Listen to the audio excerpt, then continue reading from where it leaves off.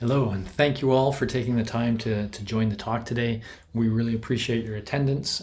We hope to show you something kind of cool and interesting and look forward to the discussion that follows. Let's start by just giving you a sense of who we are. So I am Professor Steve Jordans. I teach psychology courses at the University of Toronto Scarborough. I am also director of what's called the Advanced Learning Technologies Lab here. And kind of as implied by that topic, my research is really focused on how we can use technology to really enhance learning and to scale powerful learning processes so they can be used in virtually any learning context. And we'll be coming back to that today. But let me introduce to you one of my students from a couple of years ago, and one I keep in semi-regular contact with, Nadeem is my Nadeem Abdi, who's here to speak to you today. Wow, I messed that up, Nadeem. All right, so you would introduce yourself at this point. Blah, blah, blah, blah, blah. Okay, cool. Let's imagine a few moments for that passing by. All right. The central theme of this series of webinars this week is about increasing equity in education. And I think the approach I'm going to talk to you about is very powerful in that regard, but in kind of unconventional ways that you don't hear about very much. And so I want to highlight 4 facets of what I'm about to tell you about. And we'll come back to them every now and then, but I want to connect these to this issue of equity in education. So first of all, the approach we're going to use is going to have students assessing one another's work, peer assessment. But it's all going to be done anonymously. And so if you think about that for a moment, if you're assessing the work of a student, but all you have is their work, if you don't see their name, then you cannot bring in any biases based on gender or culture that would be triggered by a name, right? All you have is the work. And so first of all, it's a context then with anonymity that's generally much more free of any sort of bias, which is one of the places disequity can happen. Train going by.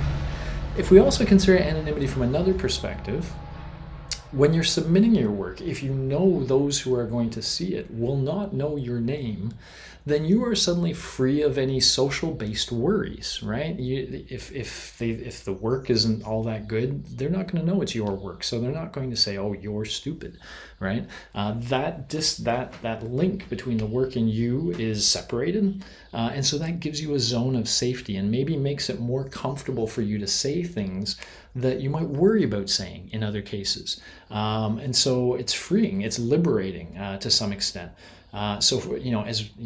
Let me leave it there. Okay. Almost related to that, but a little different. The situation we're going to describe, as you'll see, will ask every student to participate in every portion of the process. And I'm going to argue this is also very related to equity, but let me argue it by contrast, right?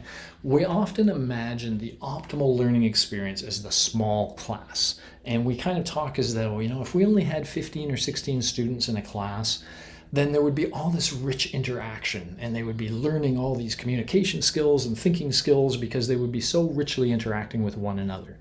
I call that the myth of the small classroom because I've taught small classes and I know the reality of the small classroom is you're trying to get 3 or 4 people to shut up and another 10 or 12 people to just talk. Even in those situations, certain characters dominate. And if a certain person dominates, a student is dominating, those that are not dominating are not getting the same experience, right? They're not expressing themselves. They're not hearing other people's reactions to their thoughts. And so the process I'm going to describe, every student has to participate in every step in the same way. And that's going to give them a much more equitable learning experience. Finally, the process we're going to describe, as you'll see, is very formal and very structured in terms of teaching a growth mindset. I know I've barely even talked about a growth mindset so far, but it's very formal and very structured. And I just want to make this point. To the extent some learning experience is extremely formal, structured, and supported, let's think of a sport training program. If you want to learn baseball, you go to this baseball camp. And they have all these drills and processes you have to go through to learn how to throw better, hit better, do all these things better, right? The components of baseball. Imagine now 2 kids are going into this camp. One who's already a pretty good baseball player and one who hasn't had a lot of practice at baseball at all. And let's imagine a year later, and we want to say, who do we think, whose skills would have grown the most?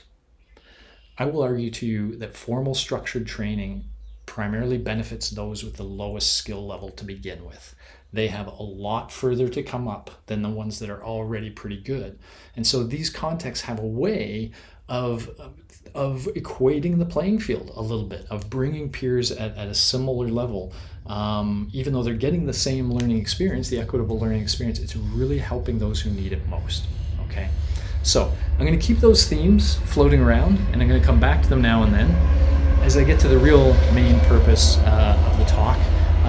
But I don't know, this might be a place, by the way, where I throw to you, Nadeem, and just ask you, I don't know, what your thoughts are about equitability in education, whether it's something that you feel as a student or whether you think other students are worried about. And so maybe just, a couple minutes on that. And one of the things, by the way, you have to be good at on your role, I have to be good at this in other situations, not so much here, is chiming in, saying what you want to say, and then stopping. Giving a good, clear perspective. But then once you think that's what I got to say, just stop. And then I'll take over from there. And that's a skill I've had to learn from interacting with the media, to say what you want to say and shut up, and let that person then take the ball back, so to speak. Okay, so I may ask you if you think you have some things to say about equity. This is a point in the talk where we're kind of moving from one thing to another. Okay, so let's get to the core issue. Growth mindset. It's a very well-known concept. I'm sure you've heard of it already. I don't know if you know the whole story, and I certainly think there's a part of the story that most people don't know, and it's critical. So let's tell the story a little bit. And of course, it begins with Carol Dweck, Stanford University professor, who suggested, often based on anecdotal evidence, she looked at people like Michael Jordan and various others and said that, those people who really succeed, really reach their optimal level of performance, often seem to have one of these growth mindsets. And so you see some things on the right here. They view challenges as opportunities. They acknowledge and embrace weaknesses. I'm going to come back to that one. They learn to give and receive constructive criticism. Learn to give and receive constructive criticism, etc. These are the characteristics of someone with a growth mindset. And so what she wanted to say is, this is what we want our students to have. If they have this, they will be more successful, versus a fixed mindset of thinking there's certain things they can do and certain things they can't do. Okay.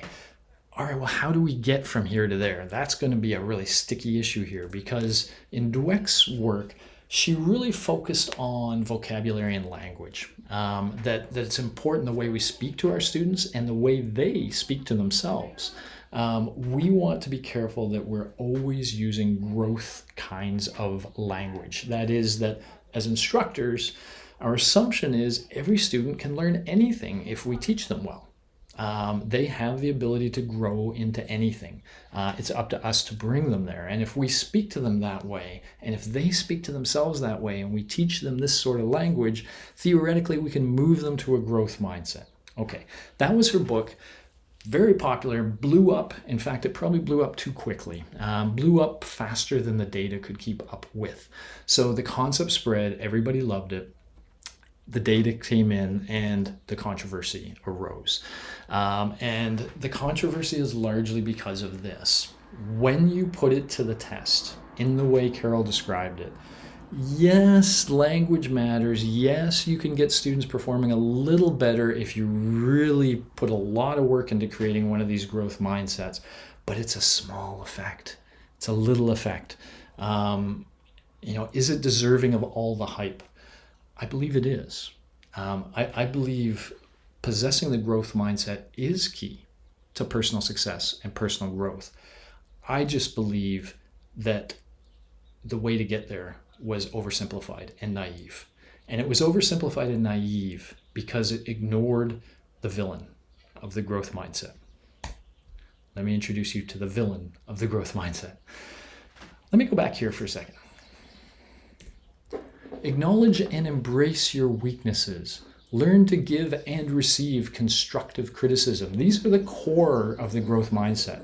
And quite often when we consider it, we imagine the situation where we're giving students feedback on their work.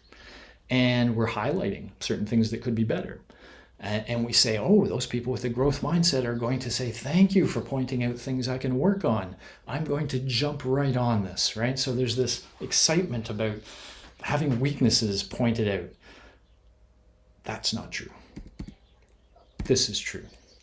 Anytime something threatens us, we have this very basic, almost prehistoric response to threat. And that's the triggering of our fight or flight response. So originally, of course, it was when a bear stepped out of the woods, we see the bear, and suddenly our body goes into this mode where, in fact, the frontal lobes are kind of shut down. It's like, this isn't a time for thinking, it's a time for acting. And what do you mean by acting? Well, either you got to fight that bear, or you got to get the heck away from the bear. And the whole body is readied for that. And so we feel that energy in our body, and we feel this, push to either fight or flee, okay?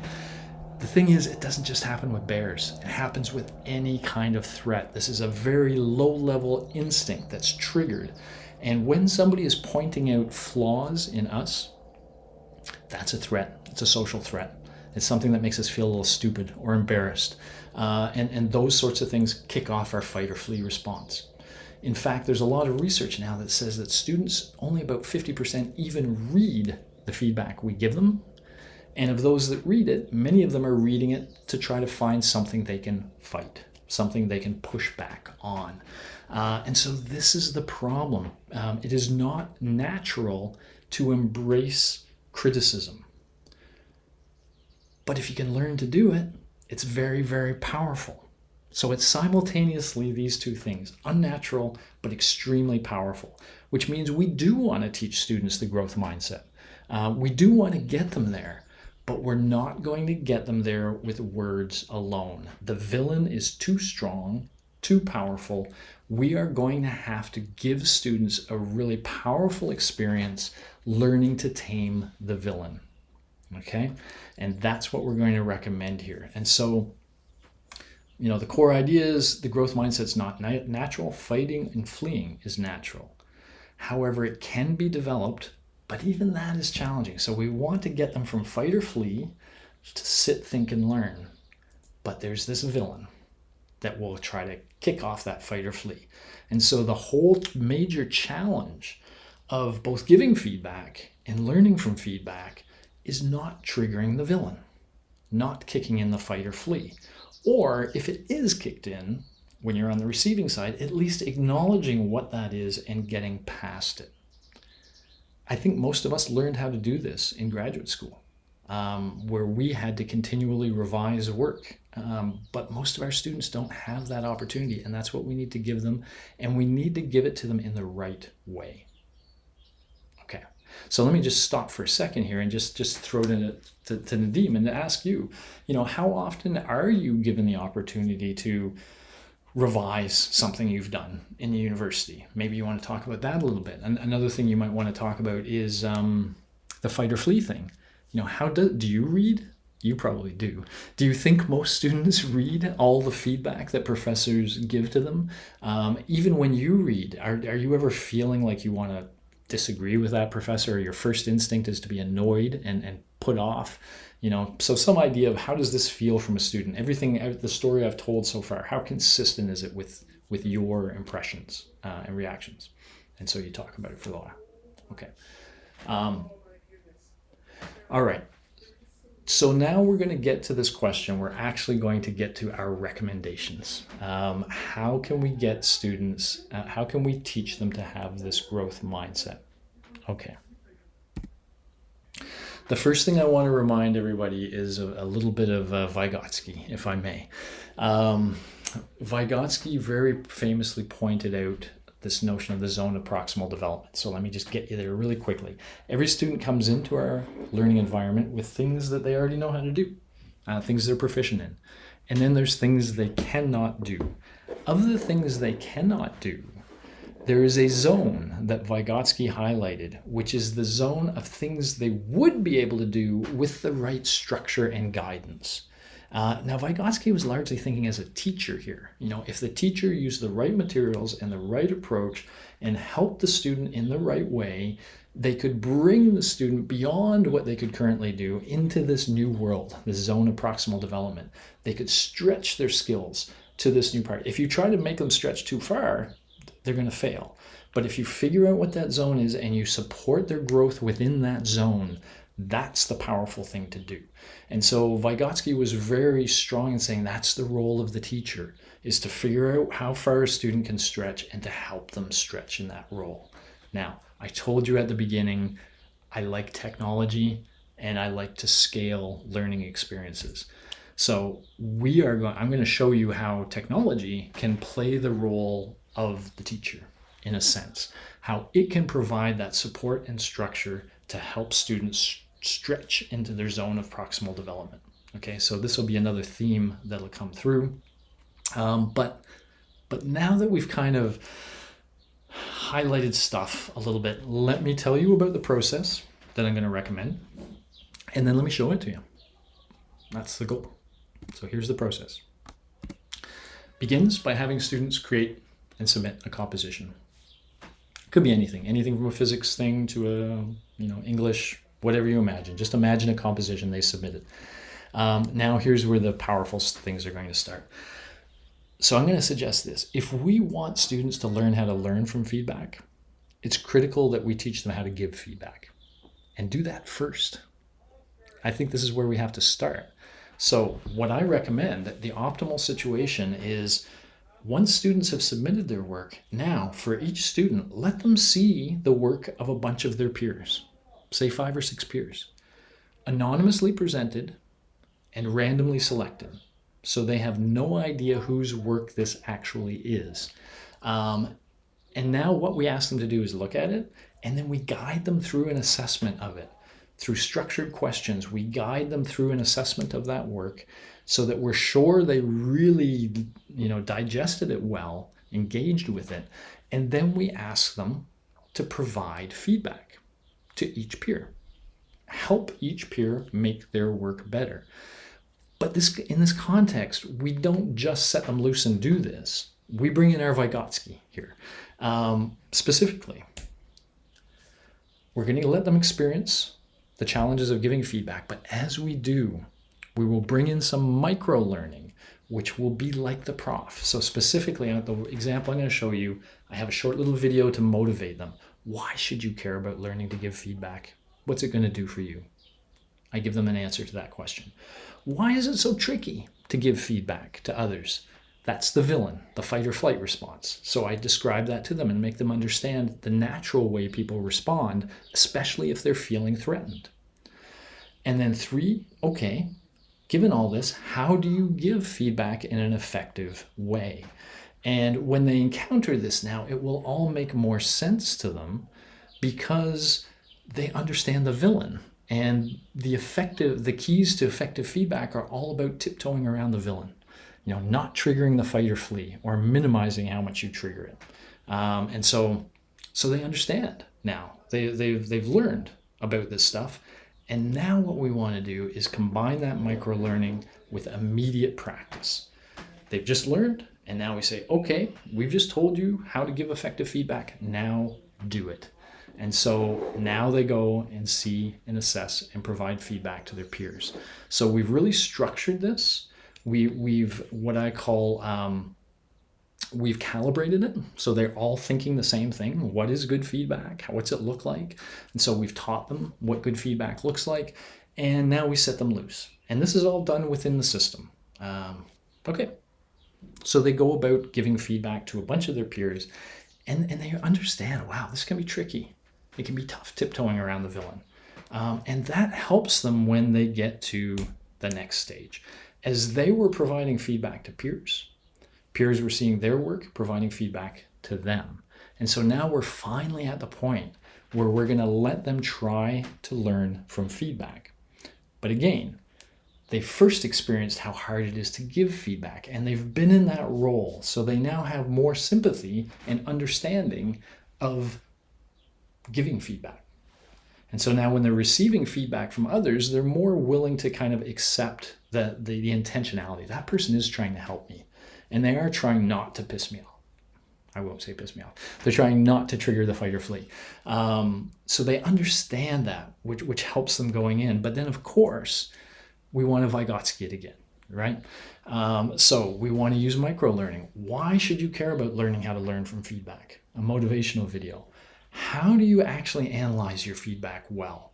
And we tell them things like, hey, you're probably going to have an emotional response, and it's going to be a negative one. It might be a fight or flee kind of one, but you know about that now. So look it in the eye, say, yep, I recognize you, fight or flee, but you're not going to get in my way. And so then put that aside and focus on the actual comment and the suggestion being made. And so, we talk about that. And then finally, we have a video where we say, okay, now that you've analyzed all this feedback, how do you go about revising your work? Growth. We give them a sense of how to grow, how to improve their work, the process to go through. And then, of course, the important thing is we once again allow them to immediately put all this into practice. So one by one, they see the feedback given to them, they assess the feedback, and we structure that very heavily. And then they're allowed to take the good stuff from that feedback, revise their work for final submission. And if they improve it, they're going to get better marks, right? So we're rewarding them for having a growth mindset, for learning how to take in all this information. Okay. That's it in a nutshell.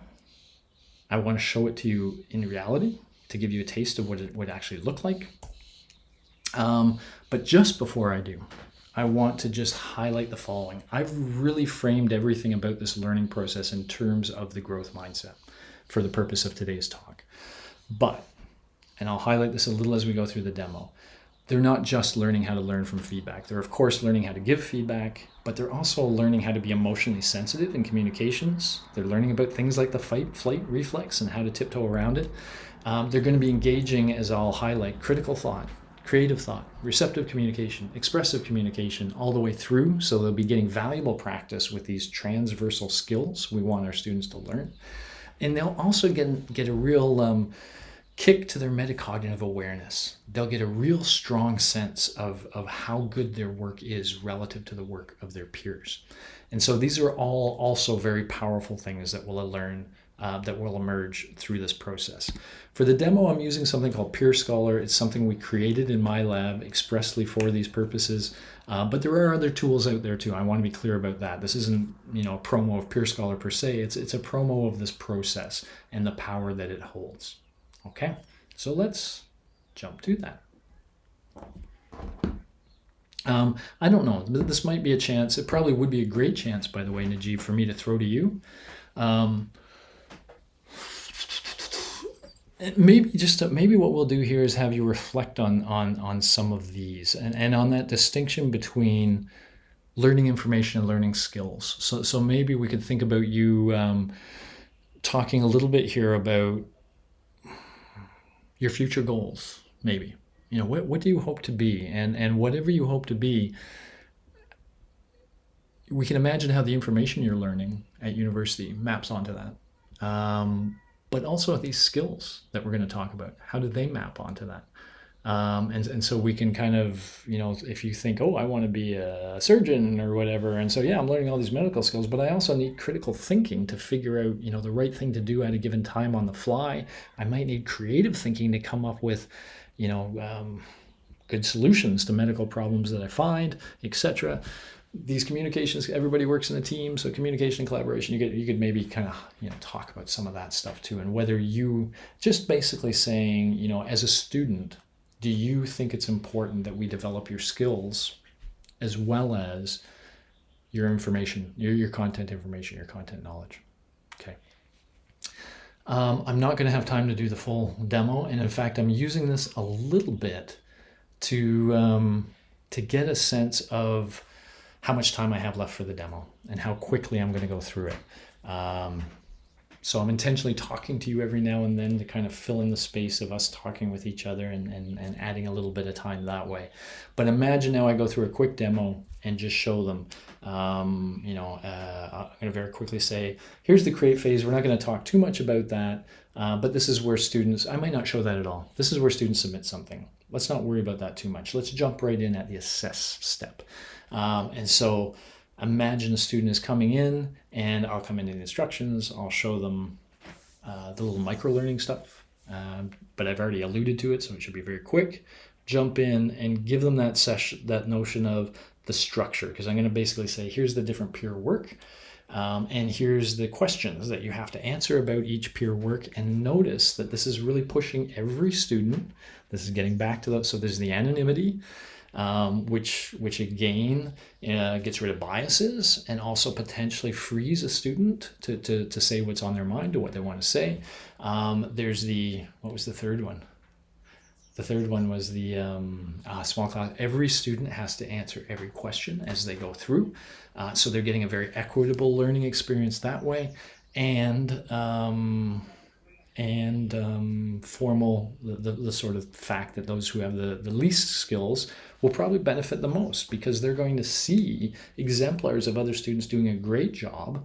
They're going to get a sense of how theirs compares, but they'll also get a sense of what they can do to bridge that gap. And so in a sense, the students with the lower skills to begin with will actually probably experience the most traumatic learning. So I'm going to kind of go through that, hit that in the assess phase, kind of leave that. Well, I'll probably talk a little bit about metacognition too, and seeing other people's work and assessing your own work on the fly. But I'll kind of leave that, jump back into the third phase and say, okay, here we are now. We're at the learning to learn from feedback step. So once again, how do we do this? And again, through the instructions, I'll show them the micro-learning, put that immediately into use. And then the important thing will be showing that we make them assess the feedback to engage with it kind of deeply. And that we then give them the opportunity to revise their work based on what they did. And so they're actually practicing growth. They're actually getting the opportunity to kind of go through that process with a lot of structure and a lot of support. Okay.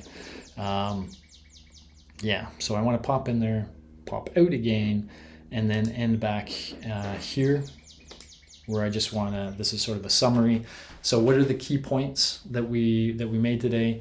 Well, while we think that possessing a growth mindset is indeed the key to personal development, having a growth mindset is not natural, and I should add to that, and trying to create one through words may simply be not powerful enough. That said, it is possible to teach students how to have a growth mindset, but it isn't a simple thing to do because of the villain, the fight or flight reflex. But if you acknowledge the villain and give students repeated practice, both giving and learning from feedback in a formal and structured learning environment, we can support their learning and begin to make growth second nature. Doing so in the way described eliminates most forms of bias and promotes a highly equitable form of learning. That brings us back to that point. And then we're basically at the thank you. Okay. So I'm going to stop there. Yeah, don't need that. And that looks like 28 minutes, which is pretty good because it gives us a lot of time to do potentially other stuff too.